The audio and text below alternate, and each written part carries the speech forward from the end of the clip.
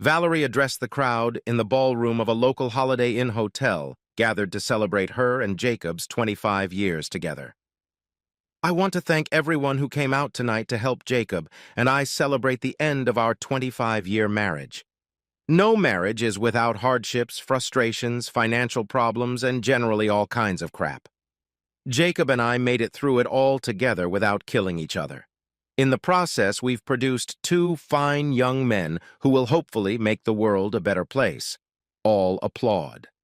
While I wouldn't trade the last 25 years for anything, my next 25 years will be very different. During this celebration, the movers are moving my belongings from what will now just be Jacob's house to my new home. The crowd began to murmur, and Jacob exchanged "what's going on" looks with his daughters.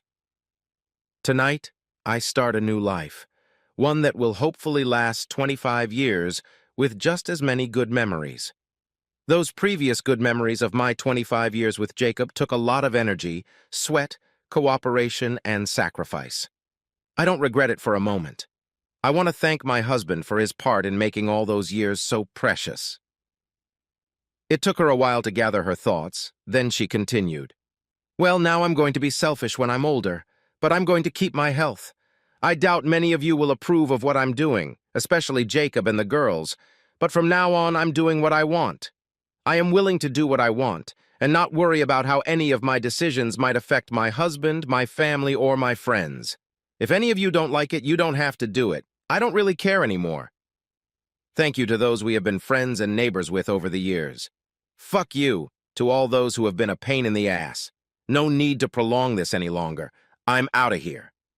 Valerie walked over to Jacob and handed him the envelope. She had tears in her eyes, but she turned without saying anything to him. Then she headed for the door, and the crowd parted, giving her a way out. The muttering got really loud. The girls walked up to their father and asked, "What the hell is going on, Daddy? Is Mom serious? Is this some kind of prank?" "You know as much as I do. I'm just as stunned." "Let's see what's in the envelope." He ripped it open. The heading, "Petition for Divorce," stood out. He quickly read the contents. "She's divorcing me.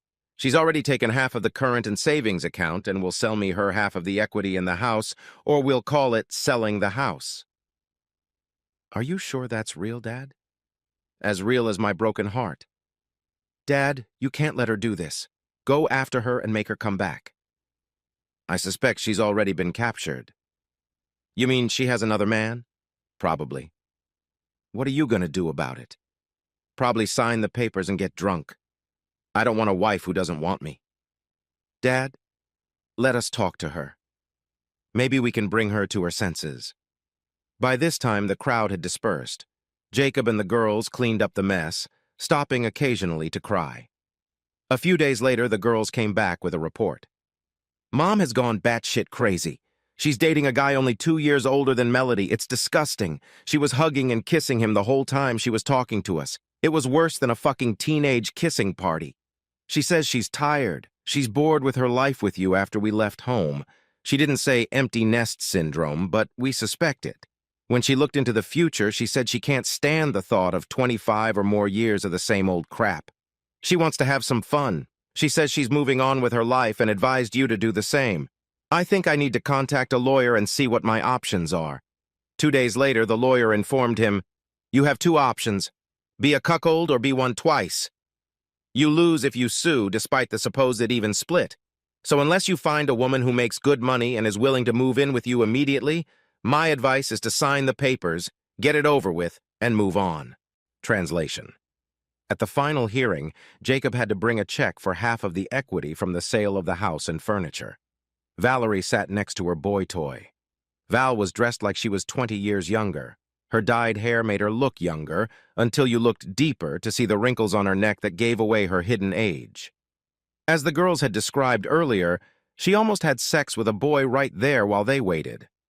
When she did speak to Jacob, she suggested, "Since we have 2 girls in common, there will be times when we are all together. After 25 years of marriage, we should at least be able to be friends." "No, Valerie, we're not going to be friends." "Why not?" "Because when we were married, I loved you. I loved you more than anything in the world, and now I don't even like you. We will never be friends. This is a warning. Be careful." You don't want to make me your enemy. Toy Boy interrupted with a smirk and a sarcastic comment. I want to see the backup paperwork for all the expenses involved in selling the house. I don't believe he won't cheat you. Jacob's lawyer handed the documents to Buster. He reread them while Valerie nibbled on his ear and helped him read words that had more than one syllable in them. Jacob began to plan what he would do to both of them in retaliation. Prediction. A few weeks later that evening, Valerie and Buster were celebrating the final divorce decree at their home. In addition to alcohol, pot was involved. They were both pretty stoned and put up little resistance when someone wearing a gas mask burst into their apartment. Both soon passed out from the poisonous substance sprayed there. They awoke to find that they were naked, tied to chairs, sitting back to back and unable to see each other. Valerie was the first to recognize the kidnapper. Jacob, what are you doing? Untie us now. You're in big trouble, asshole. Let's see. I'm standing here and free to walk around while you and the boy are tied to uncomfortable chairs. I'd venture to say it's you two who are in trouble. Buster threatened. Untie me, old man, or I'll kill you. Jacob laughed. Shut up, kid. The adults want to talk. Valerie, you broke one of our wedding vows in which you renounced all the others. I thought I'd make sure you kept the other wedding vow, till death do us part. You're not going to kill us. You're a good man. When our dog was run over, you cried for days and paid for the dog to be buried in the pet cemetery. You won't do anything to stop us from seeing our daughters and our future grandchildren. Now let us go, and I promise Buster and I won't turn you in. That man you described in such enthusiastic terms is dead from the moment you announced you were abandoning your family. That man you thanked would never do anything like what this man plans to do. Sorry, Valerie, but you didn't know me as well as you thought you did. Any other comments before I begin? What are you going to do? Look at the table. I have pruning shears, duct tape, a sharp knife, and a propane torch. Does that give you any idea what I'm about to do? No, let's talk about it. Maybe I rushed into a divorce. Buster is just a midlife crisis mistake. I realize that deep down I still really love you. We can make up and go back to where we were. You mean go back to being a cuckold and you're planning your escape from our marriage? I'm sorry, I'm not in the least bit interested. No, I mean when it was just you and me and the girls. Remember all the good times we had? You wouldn't kill the woman you loved, the mother of your children. I may not be able to kill you, but I have no problem torturing you. Yeah, and I have no qualms about killing Buster, the boy toy. Buster intervened. Hey, it's not my fault. She came after me. She even had to bribe me to have sex with her. Hell, I have to close my eyes to have her old body. I do it as fast as I can to get it over with. I'm just in it for the money. Dude, I promise I'll leave town and never bother you again. Promises made under duress don't mean much. Enough talk. It's time to get started. Jacob took the pruning shears and placed them around the big toe of the boy's left foot. Big toes are important for balance. At least that's what I've heard. Surely the opportunity to fuck my wife is worth the sacrifice. No, please don't. I'll do anything. All I want is for you to bleed to death. Buster soon screamed and then suddenly stopped. He was unconscious. Valerie sobbed and begged Jacob to stop. Finally, Valerie heard the sound of the secateurs going through the bone with a crunch. Jacob put the pruning shears aside and fetched a propane torch. Putting on his welding gloves, Jacob turned on the torch. There was a distinct odor of burning flesh. He had to cauterize his wound. Buster couldn't be heard. Is he dead? Valerie asked. No. When he comes to, he'll be in a lot of pain, but he should come to soon. Do you want his toe as a souvenir? Jacob handed it to her. No, I don't want his toe. Now you've had your revenge, why don't you let us go? Oh, honey, I've just begun my revenge. I need to wake up Toy Boy for the next installment. Once Buster regained consciousness, he repeated his threat to kill Jacob. Good boy. I'm glad you still have your fighting spirit. Now I want you to listen to me having fun with your bitch. Valerie screamed. No, Jacob, give me a chance to make it up to you. I really do love you. Let me see. What part of your body made people believe you were mine? Oh, yeah, your ring finger. Don't you already have our wedding ring? She shook her head. No. Jacob took her left fist and spread her fingers apart, separating her ring finger. He removed his wedding ring and it slid easily onto her pinky finger. Once her finger was in the cleaver, she relaxed, hoping Jacob would be faster in her case. Jacob stopped and opened the secateurs. Torturing Buster was much more fun. Again, Buster threatened, "You bastard! You better kill me because otherwise I'll kill you." "Oh, I'm so scared," Jacob scoffed. He leaned over and pulled Buster's buddy out with force. "No, not him! Please!" Valerie tried to intervene. "No, Jacob, not that. Leave his buddy alone. I'll give you all the money. I'll make it disappear. Just please leave his dignity alone." This song has country and western undertones. Take my money, but leave his dignity alone. Sounds beautiful. Too bad I know why you're so protective of his buddy, the friend who gave me the horns. Jacob, leave the boy alone.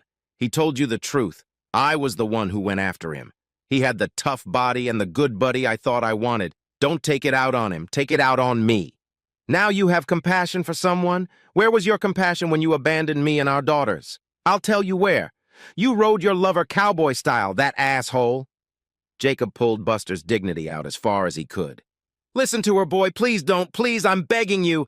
You sick puppy. Do you know what they do to neutered dogs? Jacob reached for a sharp knife and cut off a piece. There was blood splattered everywhere. Buster fainted. The cauterizer burner was used again with the accompanying odor.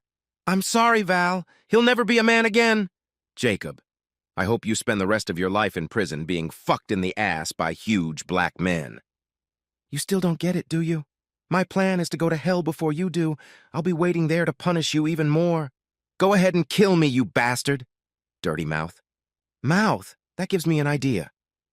Jacob forcefully opened Valerie's mouth, stuffed a cut piece of dignity into her mouth, and taped it shut. She was having trouble breathing. Breathe through your nose. I know it's hard, given your allergies, but it's a matter of life and death. Anyway, I think I'm going to leave now. Valerie found it so hard to breathe that she had to swallow it. Shortly afterward, she passed out from lack of oxygen and intense fear. When she awoke, she was free, but Buster's body had been removed. There was a foul taste in her mouth. She remembered why, and she vomited. Epilogue. Senor, why don't you want a good girl to be a good wife? You get plenty of pussy, and her family takes care of your house, cooks for you, washes your clothes for you, and does the dishes and cuts the grass.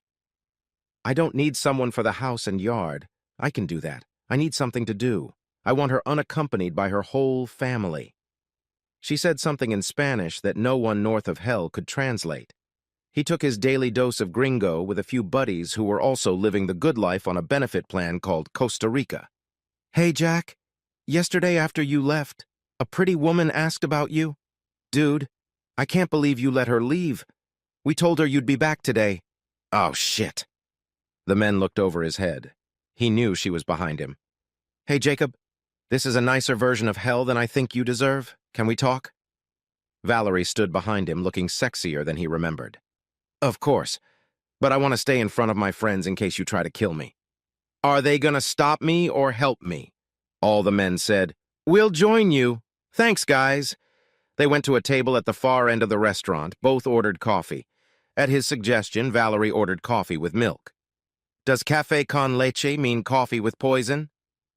Not yet. It depends on how long you intend to stay here. I don't know. How long do you plan to stay, Jacob? I plan to die here. Now that you're here, it may happen sooner than originally planned. Cut the crap, Jacob. We both still love each other, no matter what we do when we go crazy. After our 25 years, you can't help but have a little love left. So your crazy period is over? I'm not sure about mine. It took me a while, some therapy. I never thought I'd like a man to have a smaller dignity. They both chuckled.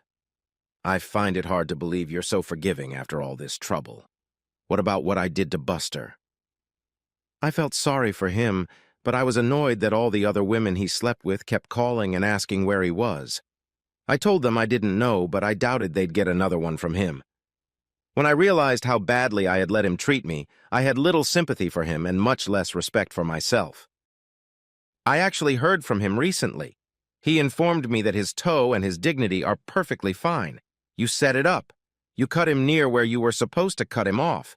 He couldn't see anything because of the pain. I laughed my ass off. Soon I decided I needed to see you.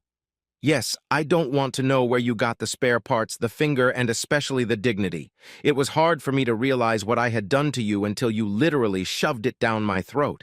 Between that, talking to the girls, my therapist, and what I learned about Buster, I've decided that I've hurt you and our daughters a lot. I need to try to reconcile. I don't mean we need to get married again or anything like that. I just want to spend my last years with the man I like better than anyone else. When does he arrive? Ha! Ha! He's already here, right next door. So are you going to show me your place? I'm surprised you didn't say our place. I'm trying to take things one step at a time. I'm warning you. If you show me your bed, I don't know if I can control myself. Are you always this friendly with men who try to kill you? Are you always this friendly with the women who figuratively killed you? I'm so sorry. I can't believe that with empty nest and midlife crisis, I turned 180 degrees on how I really felt about you. I came to the conclusion that I deserved everything, probably deserved something worse. Stop apologizing. Let's go see my house. They got a cab and drove to his house. Looking at the house, Valerie marveled. Oh, Jacob, it's beautiful. How could you afford it? The house was expensive, but everything else is so much cheaper that I can make ends meet in retirement. Let's go inside. I'm dying to see.